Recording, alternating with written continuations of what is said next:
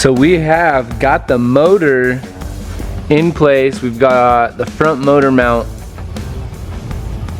figured out, and so we are now working on getting the back of the motor figured out. We've got a mount right here, so I think I'm going to integrate it into the dash and mount the back of the motor there.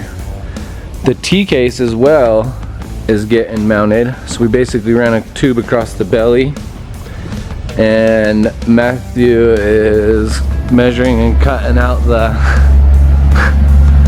T-case mounts right now. He's about to fire up the machine and cut out a bracket.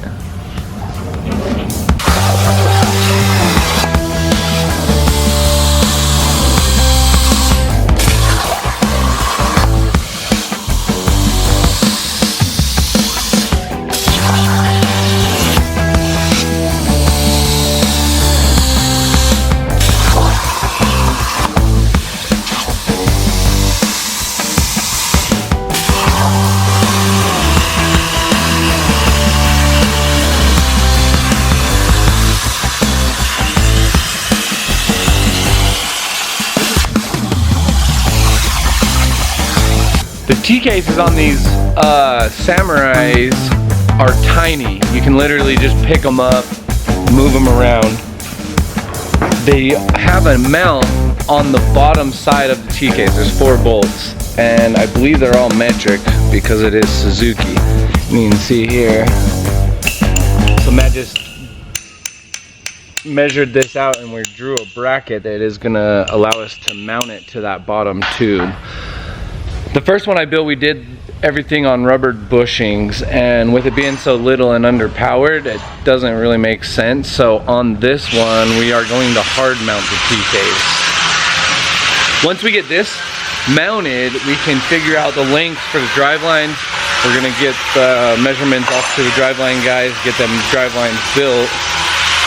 That way it doesn't slow down the process here. But I'm telling you guys, this thing is cool. Pretty small, bigger than the baby lizard. That's why we're calling this the junior. I'm gonna say probably someone up to 5'5" is gonna be able to ride it. Super cool though. Let's see how those seat tubes fit that we just went over drawing. They basically just drop right in.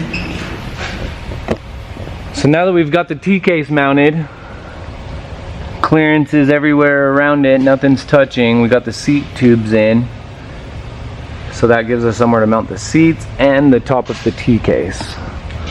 We've got the motor pretty much in place and the T-case from the last time I showed you guys. So now what we're working on is getting the floor tubes.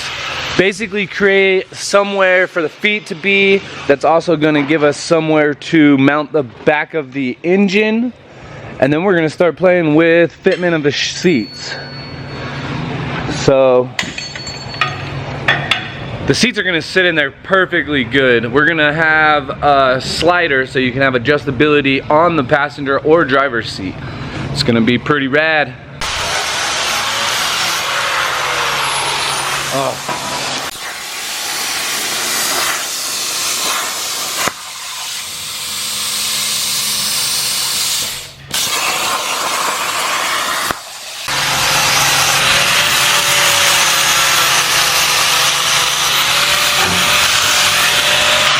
As a lot of you guys can see, we've got the front axle pretty much in. So I need to catch a measurement on the driveline. I kind of want to show you guys how I do that. So if you can see, we've got flange and flange. This is a stock driveline that I've got. I've been using to reference everything. But as you guys can see, it bolts in here. So a stock driveline would actually work great in this car. We basically set the wheelbase up to match a stock Samurai, so that's kind of cool. Unfortunately, we didn't have drivelines for this project, so we're gonna have some made, baby, which you'll see those when we get them. I'm just trying to demonstrate. So It's really tight in here, but there is a lot of clearances for everything. Nothing's gonna hit. So that's kind of how the driveline is going to fit. And on these ones, I basically just like to go flange to flange. So 20 and 5/8. And that is that collapse. So when the vehicle's at collapsed, I call it full bump. That's pretty much as smashed as the driveline's gonna get. And then at full droop is as long as the driveline's gonna get. So we're gonna catch another measurement here in a minute when we get the shocks on and catch that measurement, and then we just split the difference for the slip.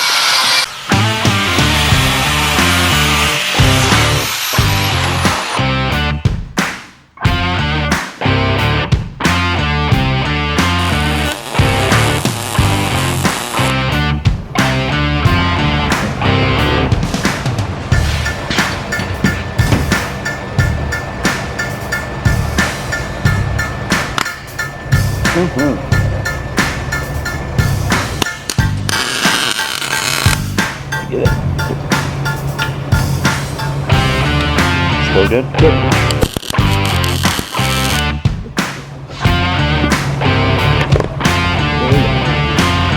So basically what we do is we bring the axle up to full bump, and that determines kind of like your shaft height. So off of our table to the bottom of the axle would determine how much shaft's gonna be showing at ride height.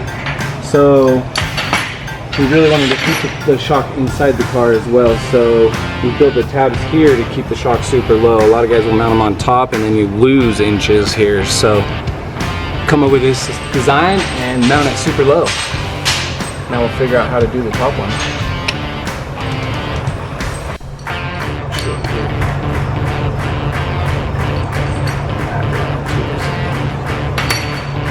So for the top, that's about as far as I like to go with a tab being tall and high, and as you guys can see, it's not correct. So we're gonna come up with some kind of tube work either here for a shock hoop or straight across and come under it, so it's one big shock hoop. Just gotta make the decision. What do you guys think? Should we go shock hoop this way and tab down, or shock hoop up and over and tab down? I like both ways. They're both real efficient. They look good. So we decided to go ahead and do it like we do our big cars. I really do like the idea of having a shock hoop here. You kind of lose trunk space. So we're gonna take the tube up and over this way and bring the shock underneath the tube. And this will also second as a harness bar for the seat belts. I think it's a good idea. It should look good too, and add some strength side to side. I've leaned the shock in, and I really like to do that because if your rear shock is straight up and down and you start going up a hill, now your shock is pushing your car over. But if you can take your rear shock and lean it clear in to a certain point, right? Because half the time the car is unlevel anyway, so this don't matter at ride height.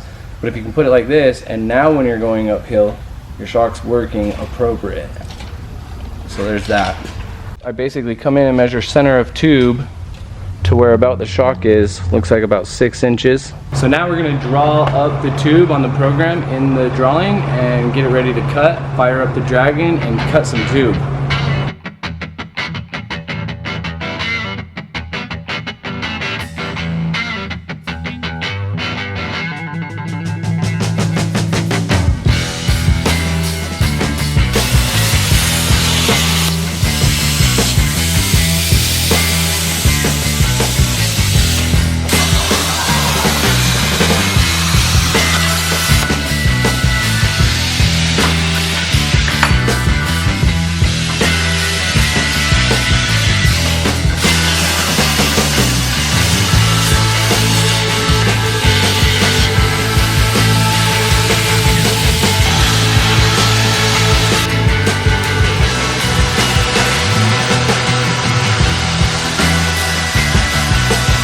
You guys, once again, we are doing the craziest shit. We've got the motor completely mounted. T-case is where it's gonna be. Front and rear shocks are on. and we just got the tires put on. What do you think? 42-inch tires on the Junior Lizard. Watch out, everybody, because we're coming to the rocks near you.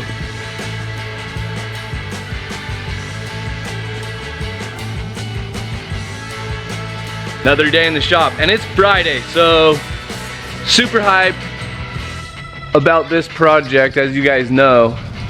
So Matt just got done tearing it apart. We're gonna disassemble it. Reason being is because we gotta disassemble it to weld it, silly.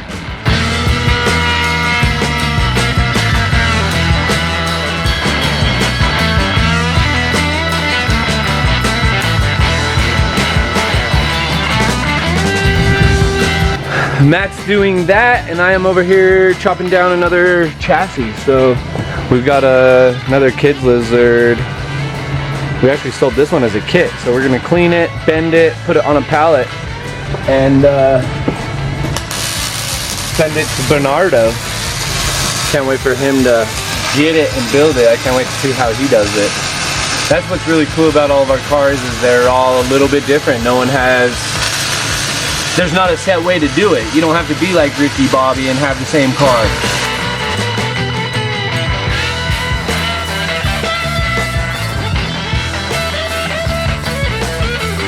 Working on the floors, basically making some templates, because we're gonna use mesh.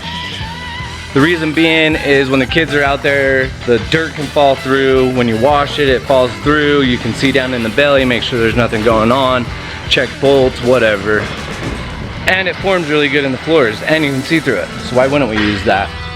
The other issue we had is the stock T-case shifter. So we've had to modify it. What we did is basically you just take it out. We took a torch, heated it up, and then we straightened it out. You can go ahead and pull it out, straighten it out, and then we put it back in to see where we needed to rebend it.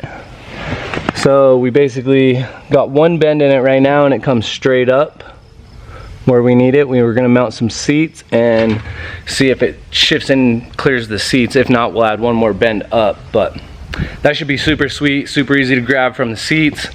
And the shift pattern on a Suzuki is really easy, so hopefully the kids can figure that out.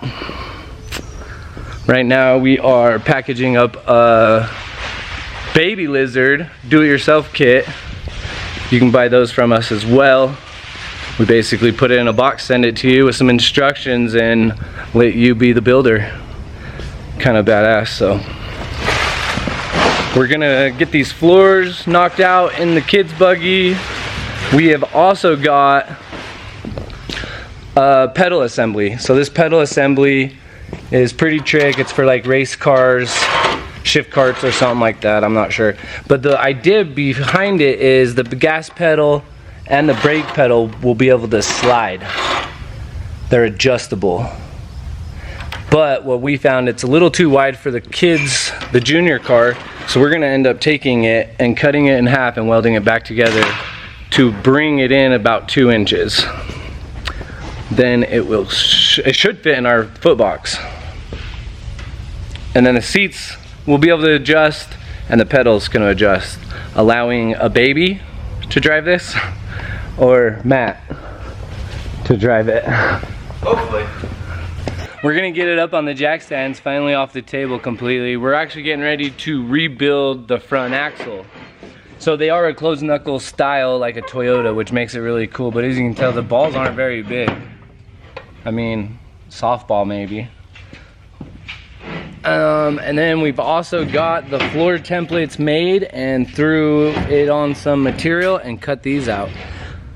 We were showing you and telling you guys about how we like to do expanded metal floors. It's super cool. You get a little advantage seeing through. Heat can come out. When you wash it, stuff falls through. Super convenient stuff to use. I used it in my OG Lizard. That was probably a good idea I did, because we were in sand and water all the time. Washes out really nice. So I was showing you guys the assembly that we were going to use for the floor. It basically has a mount on both sides here that allows the pedal assembly to slide. We had to take and narrow it up about 1.5 inches, so we just got that back from Jamie at Close Fab. We appreciate him. He always hooking it up on some TIG weld until we get ours. Stay tuned, because we will be getting one. So we're gonna put the pedal back together and start fitting it in the car. Hopefully it works great. It gets like 4 or 5 inches of adjustment out of it. We've got the front axle completely torn apart. Now that we've got it completely apart, we've just got to get it super clean. Matt's been spending some time getting these knuckles all wire wheeled, wire brushed, super clean. We're deleting the brush dust cover. You don't really need that on the front axles, so. But we do have all the gear, or the bearing and dust pads and wiper covers and new spindle nuts and seals for everything in the front. That way when this puppy's done, she's fresh and ready to run. That rhymed. Here's the brake pedal assembly. I just got the bracket drawn. So this will basically sit on the floor tube and give adjustment side to side. Waking up the table now, get it turned on and burn out some steel, baby. Thank today's sponsor for this video, FABN, for letting us use the shop and take videos here.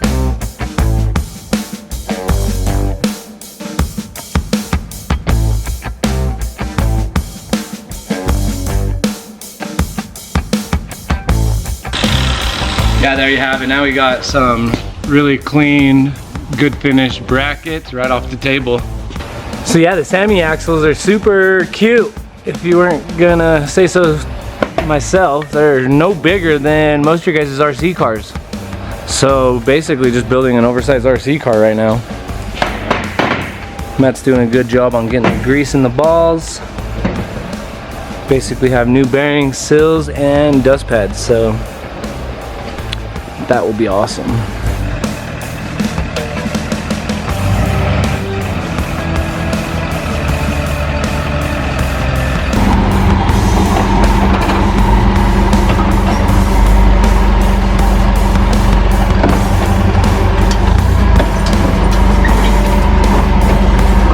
We got some tires! Oh.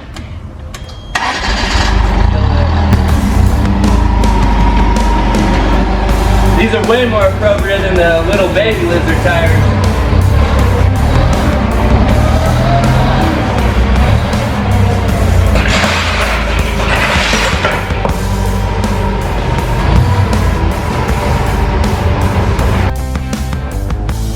Right on, so we just got back from getting these mounted. These are gonna be the tires on the Junior Lizard for now. They are an ATV tire. They're, let me see, they're 32 inch. So probably the biggest tire I've put on a little car. It's gonna be super rad. We're just about to the point of getting the front axle completely put back together. The rear axle we put back together. So we're gonna be able to mount these tires tonight and see what it looks like. No. Or direction.